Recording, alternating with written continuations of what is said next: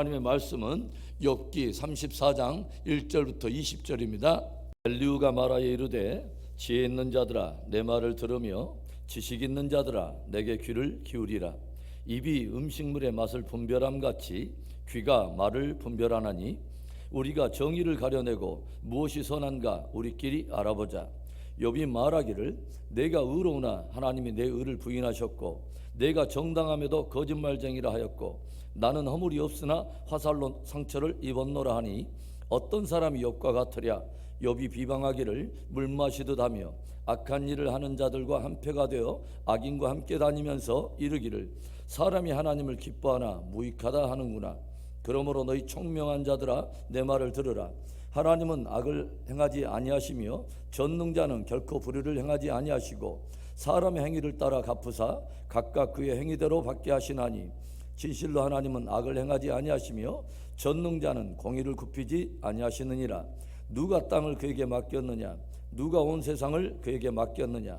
그가 만일 뜻을 정하시고 그의 영과 목숨을 거두실진데 모든 육체가 다 함께 죽으며 사람은 흙으로 돌아가리라. 만일 내가 총명이 있거든 이것을 들으며 내 말소리에 귀를 기울이라. 정의를 미워하시는 이시라면 어찌 그대를 다스리겠느냐? 의롭고 전능하신 이를 그대가 정죄하겠느냐? 그는 왕에게라도 무용지물이라 하시며 지도자들에게라도 악하다 하시며 고관을 외모로 대하지 아니하시며 가난한 자들 앞에서 부자의 낯을 세워주지 아니하시나니 이는 그들이 다 그의 손으로 지으신 바가 됨이라. 그들은 한밤중에 순식간에 죽나니 백성은 떨며 사라지고 세력 있는 자도 사람의 손을 빌리지 않고 제거함을 당하느니라.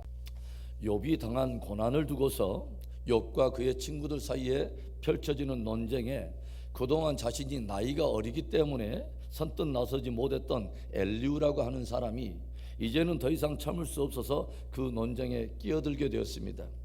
엘리후는 욥의 친구들이 지혜로 이 욥을 압도하고 꺾어서 결국 굴복시키기를 기대했지만 오히려 욥에게 밀리면서 아무런 말도 하지 못하는 것을 바라보고서 이제는 일면 화가 나서 욥과 이제는 정면으로 한판 논쟁을 하려고 끼어든 것입니다. 그래서 오늘 엘리후가 작정하면서 하는 말이 무엇입니까? 3절과 4절의 말씀 보시면 입이 음식물의 맛을 분별함같이 귀가 말을 분별하나니 우리가 정의를 가려내고 무엇이 선한가 우리끼리 알아보자. 엘리후는 입의 기능이 맛을 분별하는 것이고 귀의 기능이 말을 분별하는 것일진데 우리들이 진실로 무엇이 정이고 무엇이 선인가를 한번 분별하고 가려보자는 것입니다. 엘리후가 욥에 대해서 못마땅한 그러한 마음은 무엇일까요? 엘리후가 욥의 태도에 대해서 견딜 수 없는 그 불만이 무엇입니까? 욥이 자신이 당한 고난 속에서도 계속해서 자기의 의로움을 주장하고 있는 것입니다. 그래서 고난이 찾아온 것에 대해서도 하나님께 탄원하고 있는 이 욥의 태도가 엘리후의 눈에는 마치 하나님의 공의로우심과 선하심에 대해서 반항하는 것처럼 그렇게 불신의 태도로 보인다고 하는 것이죠. 그래서 엘리후는 욥에 대해서 그는 욥을 뭐라고 말을 하냐면 욥은 하나님을 비방하는 자요 악한 자들과 한패가 되었다고 그렇게 몰아붙이고 있습니다. 7절부터 9절의 말씀입니다. 어떤 사람이 욥과 같으랴. 욥이 비방하기를 물 마시듯 하며 악한 일을 하는 자들과 한패가 되어 악인과 함께 다니면서 이르기를 사람이 하나님을 기뻐하나 무익하다 하는구나. 엘리후가 욥에 대해서 정죄하면서 비난을 쏟아내는 말이 무엇입니까? 이 세상에 욥과 같은 사람이 어디 있느냐는 것입니다. 입만 열면 그런 비방에 대면서 사람이 하나님을 기뻐하고 사람이 하나님을 섬기는 일은 결국 무익하다고 말한다는 것입니다. 그야말로 하나님이 없다면서 그렇게 악을 행하는 자들과 한패가 아니면 무엇이냐라고 욥을 정죄하고 있다고 하는 것이죠. 누군가를 우리가 향해서 속단하는 것은 굉장히 위험하고 무서운 일인 것입니다. 엘리후는 욥이 자신의 고난에 대해서 하나님께 호소하고 탄원하는 것을 욥이 하나님을 불신하면서 불평하고 있다고 그렇게 단정하면서 하나님이 의롭다 하시는 욥을 정죄하기에 이르게 된 것입니다. 엘리후는 더욱 기세가 등등하며 하나님의 속성을 열거하면서 그 하나님의 속성을 빌미로 오히려 욥을 더욱더 정죄하고 있는 것을 우리가 알게 돼요. 하나님은 창조자여 전능자이실진데 그분이 선하고 의롭지 않으면 어떻게 당신이 지으신 모든 만물을 정의롭게 다스리겠느냐는 것입니다.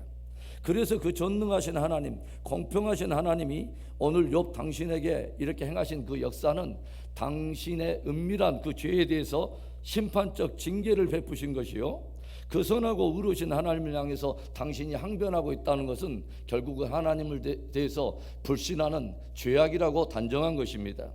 여러분, 욥이 하나님이 전능하신 하나님이라는 것을 모르고 있습니까? 욥이 하나님이 공평하시고 선하신 하나님이라는 것을 모르고 있을까요? 아닙니다. 오히려 욥이 그것을 더욱 깊이 알고 있기 때문에 지금까지 의와 믿음을 지켜왔던 것입니다. 여러분, 그렇다면 진실로 하나님의 이러한 선하심과 또 의로우심, 공평하심을 아는 자들이 고난의 시간을 지날 때 보여줘야 될 믿음은 어떤 믿음일까요? 첫째로는 그분의 신실하심을 신뢰하며 인내하는 것입니다. 오늘 엘리후의 말처럼 하나님은 전능하신 분이세요. 엘리후의 말처럼 하나님은 선하고 의롭고 공평하신 하나님이십니다. 그렇다면 지금 하나님 앞에서 의와 믿음을 지켜온 이 욥이 까닭없는 고난으로 아파하고 있을 때에 정작 하나님의 그러한 속성을 열거하면서 욥을 정죄할 것이 아니라 그런 하나님이기 때문에 그분을 더욱더 신뢰하며 인내할 것을 권면해야 되지 않겠습니까? 하나님은 선하시고 의로우신 분이기 때문에 절대로 불의를 행하지 않는다. 그래서 지금 네가 당하고 있는 고난은 너의 숨겨진 죄악에 대해서 하나님이 의로우신 심판을 집행하고 계시는 것이다. 그래서 그 의로우신 하나님을 대해서 네가 호소하고 항변하는 것은 결국은 하나님에 대한 불신이며 죄악이다. 이것이 엘리후의 주장이에요. 여러분, 엘리후나 욥의 친구들이 모르고 있는 것이 무엇입니까? 하나님이 욥과 그의 삶에 대해서 가지고 있는 하나님의 평가를 몰라요. 그리고 하나님께서 얼마나 욥을 사랑하고 의롭다고 아끼시는지를, 그리고 하나님 앞에서 이 욥이 얼마나 의로움을 지키기 위해서 몸부림치며 살아왔는지를 아무도 모른다는 거예요. 그리고 이 고난 속에 어떤 하나님의 섭리가 담겨 있는지 아무도 모른다고 하는 것이죠. 그런데도 엘리후는 자신이 마치 하나님의 대변자나 되는 것처럼 하나님의 의의 속성들을 열거하면서 오히려 하나님이 의롭게 여기는 욥을 정죄하고 있다고 하는 것입니다. 표면적으로는 하나님을 대변하려고 하는 열정이 있는 것 같지만 사실은 무지로 인한 만용이며 사실은 자기 의를 드러내려는 교만한 마음이 자리하고 있는 것입니다. 여러분, 욥에게는 하나님의 신실하심을 신뢰하며 인내하는 것이 필요하고, 그렇게 하나님의 신실하심을 신뢰하며 인내하도록 권면하는 그 신실한 사람이 필요하다고 하는 것이죠. 하나님의 전능하시고 선하시고 의로우심을 아는 사람들, 진짜 하나님의 공평하심을 아는 사람들, 그것을 믿는 우리 믿음의 성도들은 그 하나님의 신실하심을 믿기 까닭에 고난 중에도 인내하며 승리해야 하는 것입니다. 하나님의 선하심과 의로우심 또 공평하심을 아는 자들이 고난의 시간을 지날 때 지켜야 할 믿음이란 어떤 믿음일까요? 두 번째로는 그분의 선하신 능력을 신뢰하기에 기도하는 것입니다.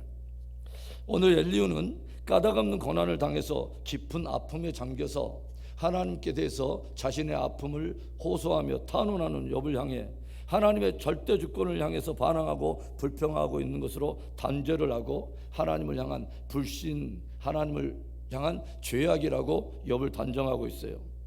공의롭고 공평하신 하나님께서 까닭없이 고난을 주셨을 리가 없고, 그런 하나님께 호소하며 항변하며 탄원하는 것은 오히려 불신이라는 거죠. 여러분, 주님은 우리에게 무엇을 들려주십니까? 형통한 날에는 너희가 기뻐하고 고난의 날에는 기도하라 말씀하세요. 때를 따라 돕는 은혜를 얻기 위하여 너희는 은혜의 보좌 앞에 당대히 나아갈지니라. 주님은 기도를 도전하신다는 거예요. 여러분, 우리의 지정의를 지으신 분이 창조주 하나님이십니다. 그렇기 때문에 그 하나님은 고난 중에서 우리들이 아파하는 감정이나 슬퍼하는 눈물을 적대시하거나 그것을 불신이라고 정죄하시는 분이 아니십니다. 하나님의 사람으로서 하나님의 마음을 쫓았던 이 다윗도 환난을 겪는 중에 무엇을 고백합니까? 하나님이 나의 환난 속에서 멀리 계시고 숨어 계시는 것 같도다. 하나님을 향하여 서운한 탄원의 눈물을 쏟아내지 않습니까? 하나님께서 다윗의 그런 눈물을 정죄하실까요? 하나님께서 그 다윗의 아파하면서 하나님을 향해서 서운한 눈물을 탄원해 내는 것을 주님이 정죄하실까요? 아닙니다. 주님은 고난을 지날 때 성도들이 쏟아내는 탄원을 더욱 가까이 들으십니다. 마치 자녀들이 아파할 때 더욱 가까이 하는 부모처럼 하나님은 고난 중에 그의 자녀들이 쏟아내는 탄원과 기도를 더욱 가까이 들으시는 하나님이십니다. 여러분은 하나님의 선하심을 믿으세요? 하나님의 능하심을 믿으십니까? 바로 그것을 우리들이 굳게 믿기에 고난을 지날 때 우리는 더욱 기도할 수 있고 기도해야 하는 것입니다. 주님의 선하신 능력을 신뢰하며 늘 기도로 승리하는 복된 믿음 되기를 주의 이름으로 축원합니다. 하나님의 선하심과 의로우심, 그분의 공평하심을 아는 자들이 고난의 시간을 지날 때 보여줘야 될 믿음. 마지막 세 번째는 그분의 선한 섭리를 더욱 깊이 신뢰하는 것입니다. 오늘 엘리후의 말처럼 하나님은 전능하신 창조주요 공의로우신 하나님이요 각 사람의 행한 대로 갚으시는 하나님이십니다. 엘리후는 하나님의 이런 속성들을 열거하면서 그것을 가지고 그것을 빌미로 욥을 정죄를 해요.